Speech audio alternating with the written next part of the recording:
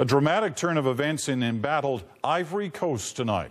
Former leader Laurent Gbagbo is literally holed up tonight, and several reports say he's now negotiating his departure from the capital.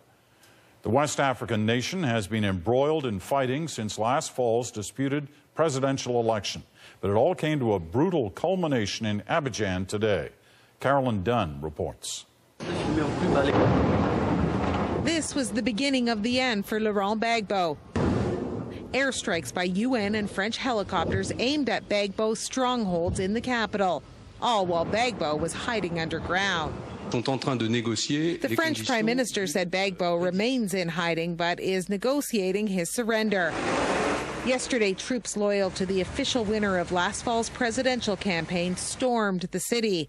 Alassane Ouattara was declared the victor by the United Nations, but Gbagbo has refused to accept defeat.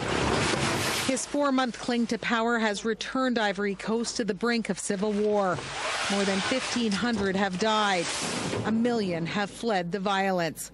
There's not enough food or water for those left behind. We're walking with our hands up because we're afraid of being shot, he says. We try to explain. John Afe Anza is the editor of Africa News magazine. He says Gbagbo should be held responsible for the bloodshed. Gbagbo should be tried. You see, because we have to, in Sub-Saharan Africa, we have to stop this practice of leaders clinging on to power. But Ouattara has some brutal accusations to answer for as well. Hundreds of people were slaughtered as his troops advanced through Ivory Coast. Ouattara's military spokesperson says there will be no witch hunt against Gbagbo supporters when the new president takes power.